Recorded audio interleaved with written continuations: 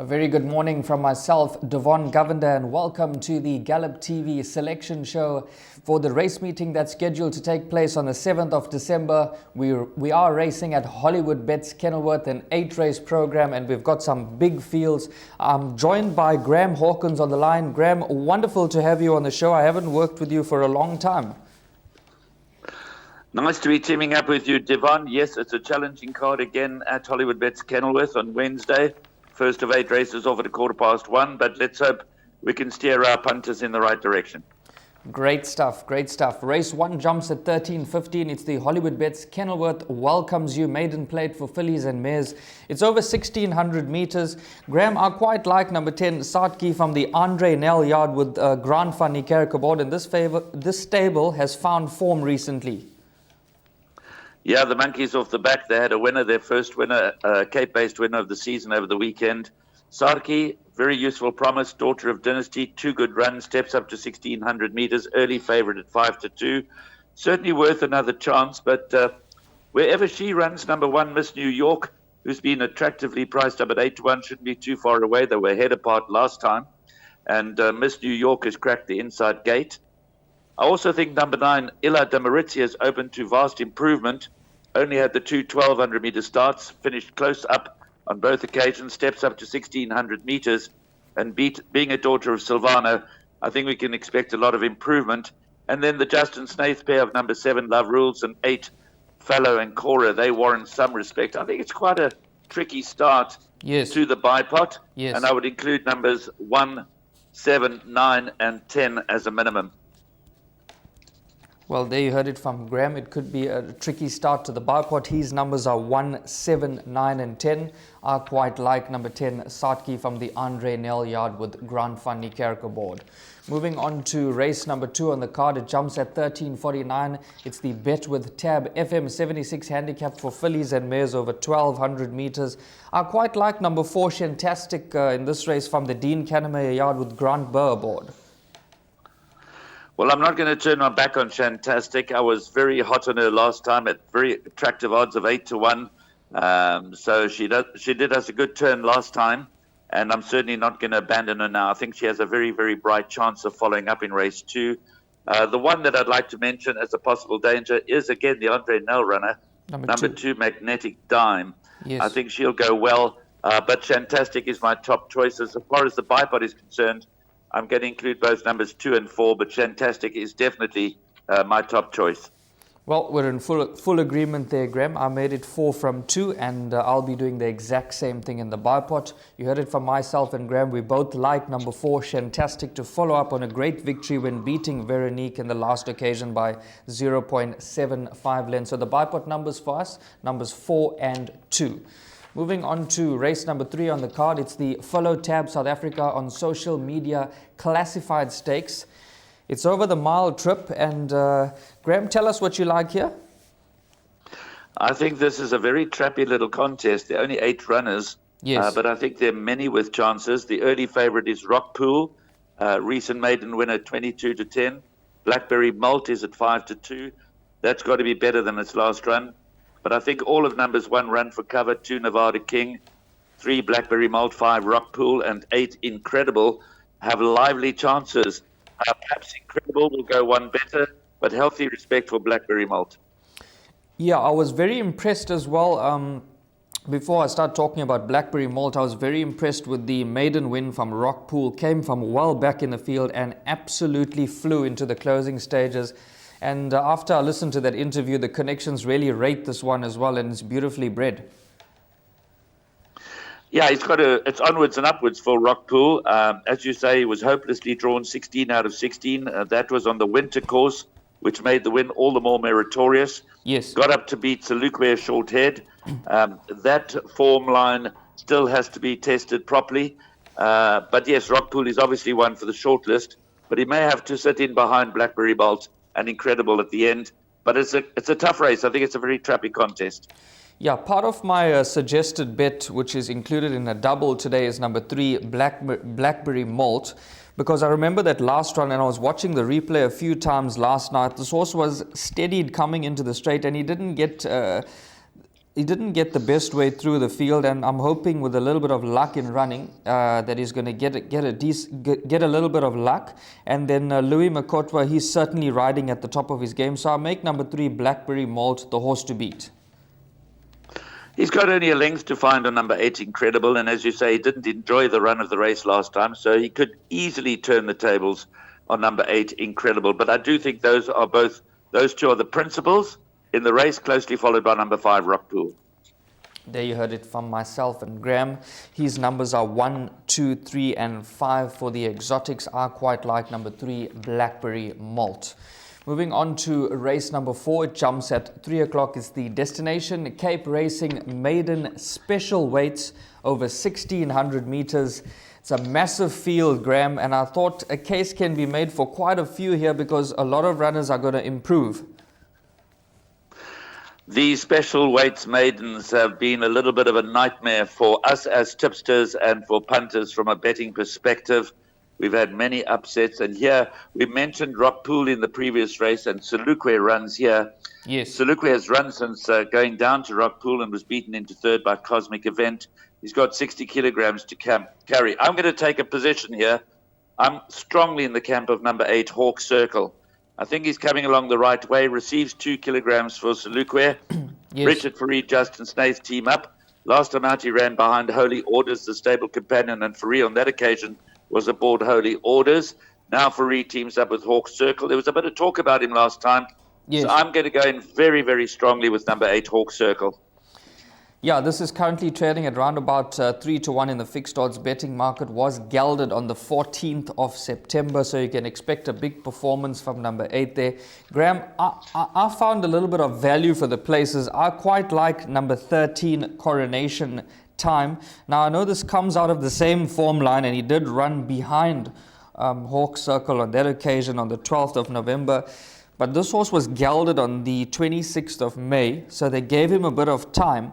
And he was lagging at the back of the field, and I just liked the way he quickened up so well going into the closing stages. They've got JP van der Merwe aboard. It's got a lightweight of 52.5 kgs, and it's currently trading round about 20-1 in the betting market. I'll be taking a few swingers with number 13 and 9, but healthy respect for number 8. I think it's got a massive chance as well. Well, like I say, obviously these special weights maidens have produced turn up for the books. I'm not going to. I think maybe 13 Coronation Time might just need one more run, but he's certainly open to improvement, and he's certainly got a low weight. But my position on race 4 is all with number 8. I'm going all in with number 8, Hawk Circle. There you heard it from Graham. He's quite strong on number 8, Hawk Circle. I quite like number 13, Coronation Time for a place. Probably box the swingers and exactors. It's a tough race, so it's a big field, and it's up to you to make up your mind. We've given you our analysis. Moving on to race number 5, it's the Cape Summer Festival of Racing Maiden Special Weights for fillies and mares. It's over 2,000 meters. It jumps at 15.35. Another big field to contend with here for the exotics, Graham. And another special weights maiden plate, this time for fillies and mares over 2,000 meters. Yes. Right at the outset, let me say I'm going wide. I'm going very, very wide. I don't trust this race at all. Yes. My marginal first choice will be the lightly raced number 5, Grandi Orechi, Gavin van Zyl. The KZN Raiders have made an impression in Cape Town already. This has only been lightly raced. The first start in Cape Town was over 1,600 meters. Good late headway behind Jazz Bella. I don't think her form is that strong, but this is not a very, very deep field. So I think an upset could be on the cards. You've got to consider all of numbers 2 by Midnight, 3 Destined to Dance, 5 Grandi Orechi, 8 Catches If You Can, 10 Lady Writer, and 13 Chelsea Garden. They all warrant consideration. I'm going very wide. My narrow first choice in an open race without much confidence will be the Gavin van Zyl train, number 5 Grandi Orechi. Okay, Graham, I quite like number 13, Chelsea Garden. Now, I've watched this horse in the last run going down to the start. Looked really well. He's got a good pedigree, and on that occasion was very green in the last start. Progressed well, and I just think the 2,000 meters will suit down to the ground. And she just got going very late in the day, so started to get the hang of things very, very late. Was slightly unbalanced because she had to switch, But I'm expecting a massive run from number 13, Chelsea Garden, at 7-1. I'm going to be having a little bit of an each-way bet on this. I think this horse is going to absolutely relish this 2,000-meter trip now. And the blinkers go on, so you could be absolutely spot on. Like I said, I'm expecting any kind of result here. Even number 11, Sunlit from Heaven, has got to be thrown into the mix. So it's a very, very tough race, race 5. Any kind of result can be expected, but I'm in the camp narrowly of number 5, Grandy Orechi. But certainly you make a strong case for number 13, Chelsea Garden. Well, there you heard it from myself and Graham. He likes number 5, Grandy Orechi, but it is very, very open. It's a massive field, so you can go a little bit wider for the exotics. I quite like number 13, Chelsea Garden, at 7-1 from the Candice Bassyard. Moving on to race number 6, it's the Race Cape powered by Hollywoodbets MR93 handicap over 1,200 meters. I thought number 6, Royal Aussie, is holding solid form here, and I make this the one to beat. I narrowed this down to a 4-cornered contest with number 6, Royal Aussie, at the top of the list. His recent form has all been over 1,400 meters. Last time out, a narrow third in the ready-to-run stakes, and prior to that, he won 2 in a row over 1,400 meters. He does step back to the 1,200, which may be a little bit of a concern. I think number 4, Beerenberg, number 10, Captain Bombshell, and number 13, Double Charge, they make up my short list of 4. And I'm throwing them all into my jackpots and pick 6s. 4 Beerenberg, 6 Royal Aussie, 10 Captain Bombshell, and 13 Double Charge. 13 Double Charge absolutely loves the course and distance. 3 wins and 5 seconds from 12 starts over track and trip. So those are the 4 that I'm considering. I'll give the benefit of the doubt to Royal Aussie. He looks a smart 3-year-old. Yeah, he looks very, very smart. I'm in full agreement with you.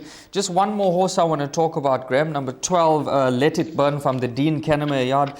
I thought a tad bit unlucky in the last start when inconvenienced and still running on that occasion. I just think that this horse should be included into larger trifectas and quartets. Yeah, I know he came out fresh and ran a very good race over 1,200 meters on the 22nd of October, but I can't help getting the feeling that he's really looking for a bit further to be most effective. That being said, clearly he's got some form, and clearly he's got an upset chance. 100%. There you heard it from us. We've given you the analysis there.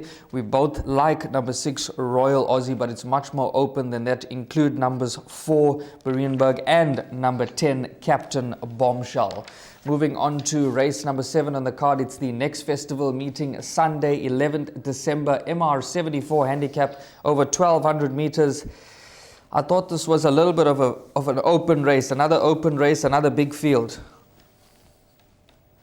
For me, the most difficult race in the card, if your budget allows, or if you're happy to take a smaller percentage.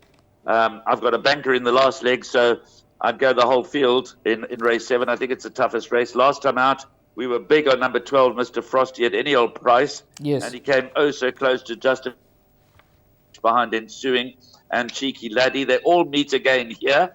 Masked Vigilante, Poltergeist has got to be better than its last run. I'm expecting more also from a YAG, but the list of possible winners doesn't end there, Devon. For me, this is a real tough race. I don't have any confident selections. For me, you go as wide as you can. Yes, I'm in full agreement with you, Graham. I'm not going to argue with you. I make this a very tricky race. I do like number 13 from the Vaughan Marshall yard, Ensuing, and this is currently trading at 11-2 in the betting market. I think it was a good last win. It's drawn on the right side of the track, but it's not a confident first selection. So pick 6 wise, I'm going to be going very, very wide in this race. So I'm in full agreement with you. You heard it from us. If your budget allows, you'll have to go the field because this race is very, very open. They opened the betting at 4-1, the favorite, which is currently Cheeky Laddie. So that's how open it is. Massive field, play wide. Yeah, if you're really looking to cut it down, then you might want to rely on that form of that last run. Cheeky Laddie and Ensuing, there should again be very little to choose between them. Yes. Mr. Frosty was in that same race. So those are the principles. If I was challenged to narrow it down to 5 horses, I'd put those 3 together with Masked Vigilante and YHAG. 100%. There you heard it from Graham. It's a little bit of a tricky race, but we did try and narrow it down for you. But our suggestion is go as wide as your budget allows in race 7. Moving on to race number 8, it's the Hollywoodbets Bright Future FM 74 handicap for fillies and mares. The current favorite here is number 3, Gold Poker Game. I quite like this a lot, Graham. Yeah, she's my banker play for the day in the last. I said I had a banker in the last leg. I'm following up again. We made her a banker last time. No reason to change our strategy. Well drawn, steps up in trip, which I think will be in her favour. She does have a bit of weight to carry. She's got 61 kilograms, but I don't think we've seen the best of Gold Poker Game. So for me, she's clearly the top choice in the race, and I'm going to banker her. That's why I think we've got to go wide in race 7, because we can bank a Gold Poker Game in the last. Clearly there are dangers, Devon. Probably the most serious threat will come from the horse that she beat last time, Love is a Rose, who's better off at the weights. But I do think that Gold Poker Game has got more scope for improvement. And then at any old price, she was comfortably beaten by Gold Poker Game last time. But I can't help feeling she might just be a little better than that. At a big price to throw into trifectas and quartets and swingers, perhaps, number 5, Trip to Barberton. But my clear first choice and suggested banker of the day is number 3, Gold Poker Game. I'm in full agreement with you. I'm not going to argue with you. The way I'm going to be structuring this pick 6, I have to go light in the last leg. So I'm also going to be bankering number 3, Gold Poker Game, into the pick 6 and all the exotics. It's my banker as well for the day. After watching those reruns a few times, I was very impressed. And this is a horse that's clearly on the up. So include this. We like it. We very, very strong on number 3, Gold Poker Game. Okay, we've taken you through the 8-race program. Graham, your banker for the day, your play for the day, your suggested bet, is it going to be number 3, Gold Poker Game? Yeah, that's my first choice as a banker. My second choice as a banker would be Hawk Circle. Okay, 100%. You heard it from Graham. He's big on Hawk Circle as well as Gold Poker Game. We've taken you through the 8-race program. I'm now going to take you through my suggested bet for the day. And it's going to start in race number 1. I've gone for number 10, Satki, for a win. That's currently trading at 22-10. I'm going to be taking a bit of a chance in an open race here. So you can take this in the fixed odds betting market or as an all to come on the tote. Then moving on to race number 3, I've gone for number 3, Blackberry Malt. I thought this was a little bit unlucky in the last start. Hopefully with some luck in the running. Louis Makotwa, he's riding at the top of his game with heaps of confidence. Hopefully he can deliver and bring this one home for us. Well, that is a wrap for myself, Devon Governor. Graham, thanks so much for your input. Thank you so much for your contribution. Hopefully we could have found some winners for the punters come Wednesday. Let's hope it all falls into place, Devon. Thanks very much. It's been a lot of fun as well. Wonderful stuff. Okay, that's a wrap from us. We wish you a fabulous day's racing come Wednesday, the 7th of December at Hollywoodbets Kenilworth.